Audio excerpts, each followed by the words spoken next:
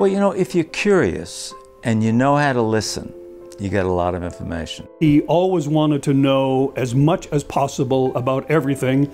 If he went to a new country or a new city, he wanted to know how it ticked and how the important people and how the poor people and all the rest in between were functioning. He had those who worked with him tell me this sure instinct for what was the right story and what was the right question to ask, and where do you begin and where do you find the middle, you know, and how do you wrap it up so that people who are watching, you know, feel that you have told them something they did not know and given them an insight they did not have. He was a public servant. He was a journalist. He didn't get elected to any office. He didn't take taxpayers' money, but he saw what he did as an essential part of a democracy, educating the public to issues so the public could make intelligent decisions. Okay, so thank you very much, very much for joining us. I get up every day thinking that something is going to happen in the world that I didn't know about yesterday, and I have the opportunity to pass some of that on to the audience.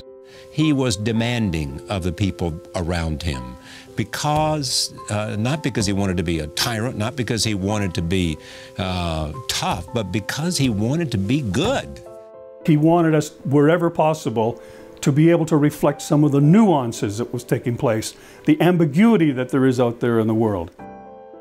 Peter was never one to shrink from saying something to you that might cause you to think, really? Maybe? Do you think? I think one of the crises in journalism today is that too often, too many journalists don't know who they are, and they don't assert themselves. Peter was a guy who was anchored. He had flaws, he had weaknesses, but he was fundamentally anchored in a belief that he had a public mission as a journalist, and that was his role. Peter had very good instincts, both in terms of news and what was important, but also in terms of how to present this information to people.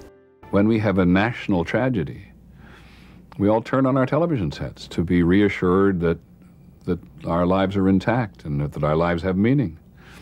And I have the privilege of sitting at the center for periods of time, and I'm very conscious of the fact that I don't want to be pushing my emotions on other people. So I think journalists have to remember, in an age where everything is speeded up, where we're frightened because we know there are so many choices that our viewers and listeners and readers have, and therefore we're losing our audience. Everyone is losing their audience. But we're going to accelerate that loss of audience if we forget who we are.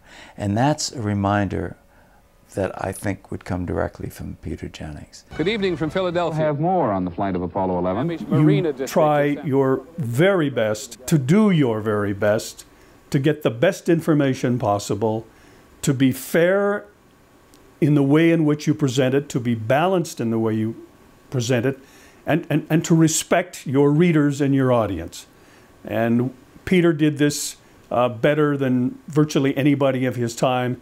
And for the new generation of reporters, if they can emulate that, they will do well. I'm proud to be in the same profession that Peter Jennings served so brilliantly in, to have an opportunity to look at what he did and be inspired. It feeds my imagination, it feeds my dreams, it feeds the desire to take the extra step, to tell a story, to shine a light, to give people an opportunity to feel and see and think about things that they might not have if you had not been there.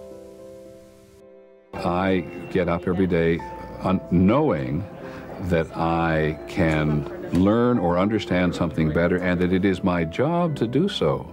The people will pay me to do that in order to help people understand the environment in which we live. That's fabulously exciting. No wonder we're passionate. We'd be nuts if we didn't like that.